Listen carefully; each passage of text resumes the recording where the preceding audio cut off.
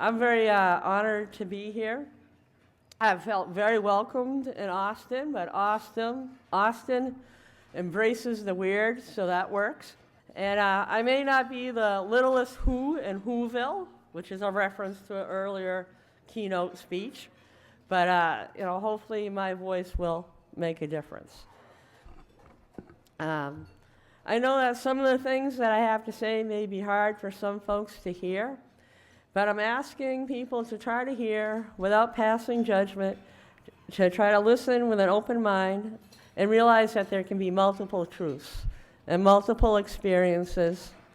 And I'm not asking you to agree with me, but to acknowledge that my perspective does exist, and that by listening with open minds, we can create inclusive communities.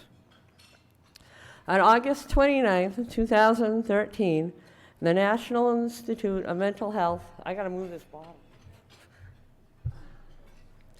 The National Institute of Mental Health Director, Thomas Insel, announced that psychiatry's standard treatment for people diagnosed with schizophrenia and other psychosis needs to change. Well, I agree. There is a huge divide between intent and impact.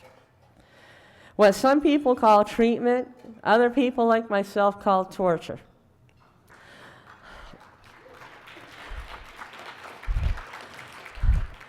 I appreciate that in the opening remarks by Pamela Hyde of SAMHSA that she spoke of the need for effective treatment. There needs to be alternatives to the traditional mental health system and the medical model. There needs to be an alternative to the serious, persistent, and disabling definition of life prescribed to people. There needs to be an alternative to a systematic approach to medication that left me more incoherent than when I was strung out on heroin. And I do like the idea of having the same rights and privileges as someone who shops on Amazon.com. But I have felt more like someone being consumed by the mental health system than a consumer of the mental health system.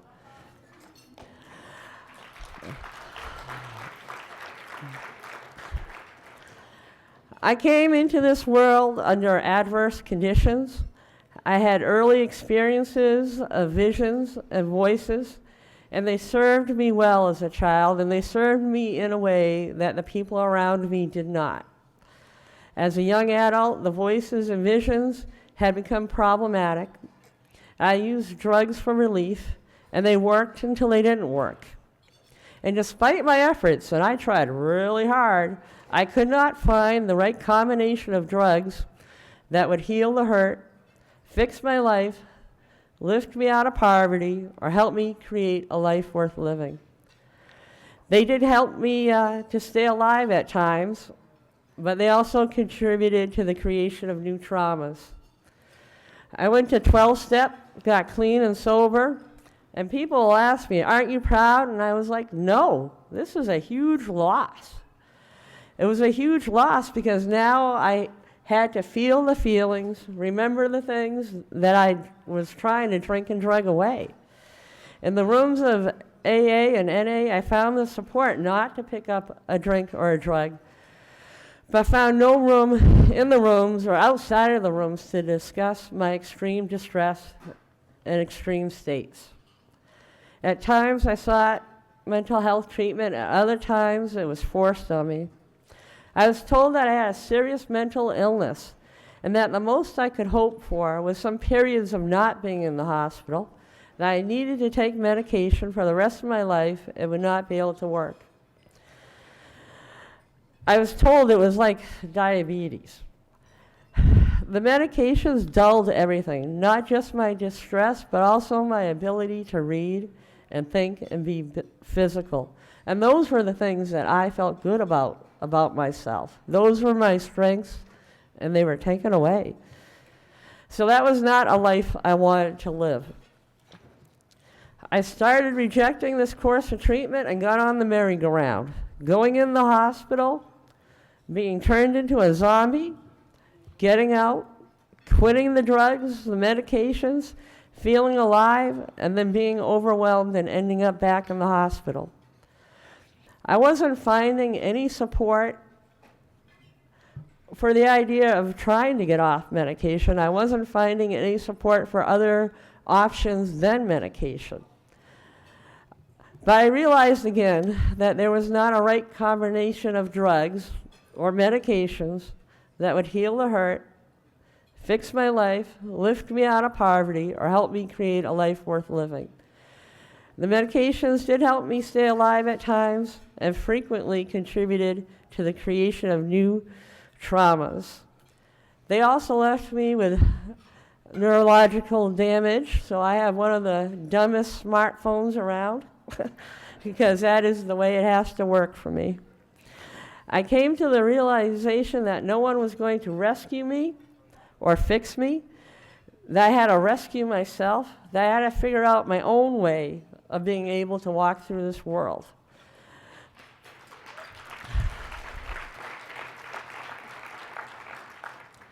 That the experts, despite their claims of certainty, certainly did not know me or have all the answers. And then I remembered what Bill Wilson, the founder of AA, was told by his doctors.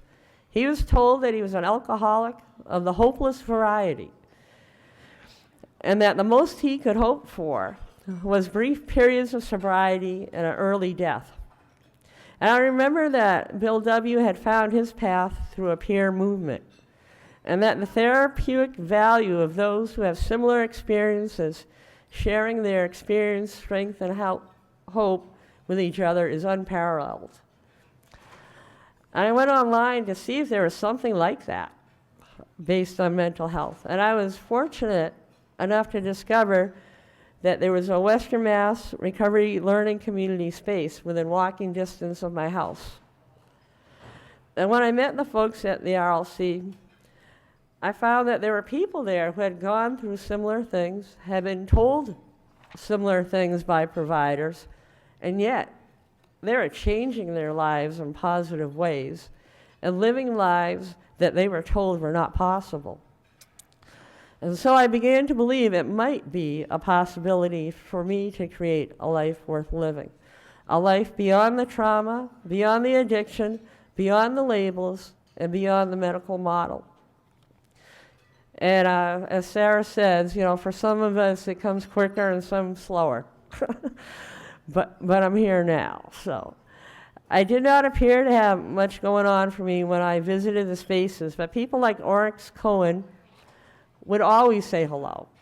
You know, I sat in the corner and I didn't talk to anybody, but people still came up and acknowledged my presence.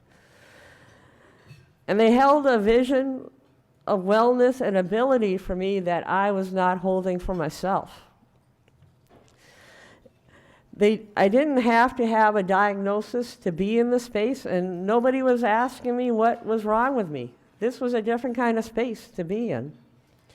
It was a safe space, and that people had a non-judgmental approach. And the questions they asked were, what's going on? What's your story? What do you want to do? And how can we support that? People were not correcting me or trying to fix me or reacting to me in a fear-based way. My opinion of what I was going through was valued. And I was met wherever I was at. So on some days that was an articulate place, and some days that was not. At the RLC, I went to my first Hearing Voices group, which Oryx was a facilitator for. And again, I got to hear a different way of being able to talk about what was going on. It was the first time I found a safe place to talk about my experiences. And instead of being told they weren't real, or let's change your medication, what people talk about is, what does that mean? What did that sound like? When does that happen? What do you think the metaphor is? And people shared what worked for them, and I was given the space to try things out. I have a story, some of you have already heard it, but it's a pretty good one. I went in there and I said, I have this fear that someone's going to walk up the stairs in my apartment and enter my bedroom in the middle of the night, and then I will wake up and they'll be in my bedroom. Now, when I shared that with a psychiatrist, he said, well, you're paranoid, let's look at the meds. When I shared that with a therapist, she said, well, let's talk about your childhood. When I shared it with my family, they said, oh, you're being silly. When I shared that at the Hearing Voices group, they said, that sounds scary. And what can we do? What can you do to feel safer? And we came up with a plan of putting the pots and the pans and the recycled cans and bottles on the stairs. And then I could sleep. And after getting sleep and feeling safer, I could talk about what happened when I was a child or whatever was relevant and figure out the reason that fear was there. The last time that I was, the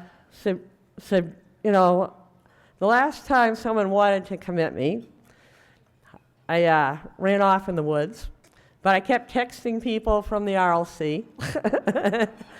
And once a day, I would go into a bar with a laptop and email.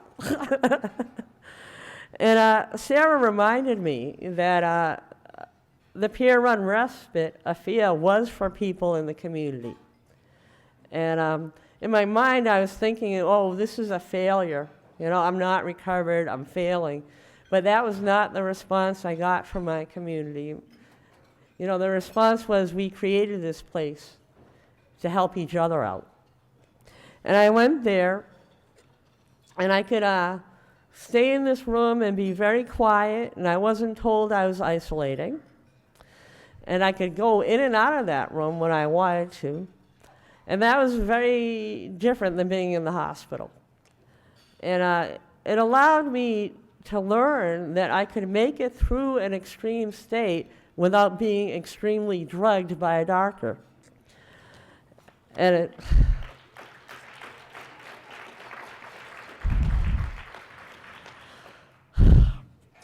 so it was a moment, crisis as opportunity. It was a moment of growth. And with the rights and self-advocacy and support I've gained from the RLC, I was fortunate enough, after 20 plus years, to finally find a psychiatrist who would work with me around getting off medication. And when I met him, I was nonverbal. I would have little note cards. I would hand him note cards. And he still gave me the power of choice. And he told me, Marty, I don't care who dies in your family or what happens, you have got to get off that antipsychotic because it is physically harming you. You need to figure out another way to walk through life.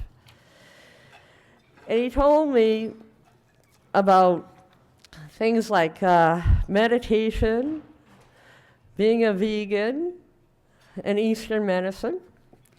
And we would debate these things, and we would read books and go back and forth. And some of the things I tried, and some I didn't, and that was okay. And he never told me I was being non-compliant or treatment resistant.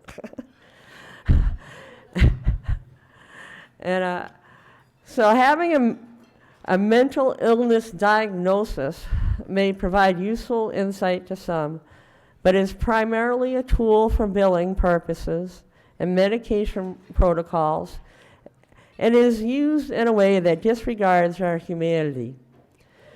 The impact of trauma, class, and cultural context, as well as other parts of our unique stories, are disregarded. Pharmaceutical companies proclaim theories, and they're marketed as scientific fact, but it is not like diabetes. There is no blood test or measuring of chemical levels in the brain. I feel like many of us have been subjected to poorly run medical experiments. They toss in a combination of drugs, you shake them up and see what happens.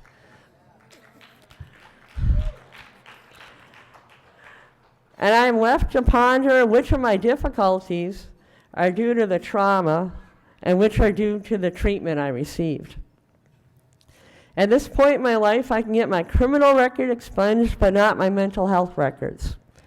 The pathologizing of my experience continues to impact my rights. I have 4 grandchildren, and social services said that because I had serious mental illness, I could not be left alone with the 1 grandchild that my daughter was adopting. This decision was not based on any action or inaction of mine, but based on a label that I was given. Oppression, force, coercion are effective if the goal is control, but are not what I consider to be effective healing approaches. At the Western Mass RLC, we work to build inclusive communities. People are allowed their own beliefs, and agreement is not required. We respect self-determination in each other, a person's right to determine what is helpful to them. You know, so if people want to take prescribed drugs or unprescribed drugs, the question is what works for you. We advocate for informed decision-making and exploration of alternative perspectives so people can have options and can decide for themselves what is helpful. I now have enough distance from medication and diagnosis that I can pursue creating the life that I want to live and move forward to align my body with my spirit. And I'm working on the financial aspect of that change. I have a community that supports me. Even when they can't understand what it is I'm going through, they respect me and support me in making that decision. I enjoy running groups in the same institutions I was formerly confined to. It pains me to see people being told the same things that I was told. It pains me to see them suffering the same physical damaging effects of the same medications that I was forced to take. However, I'm happy to be able to share the possibility of recovery and perspectives beyond the medical model. And it is great to meet up with folks when they get out and see them engage with life and find value and meaning in the RLC and within themselves. So I can't sing for you, and it wouldn't be pretty if I did. But I have a video, and the RLC has some people who can represent in that department very well. And there are folks in this video who used to visit me when I was locked up, and there are folks in this video who I visited when they were locked up, and now we support each other to create the lives that we determine to be worth living. Thank you.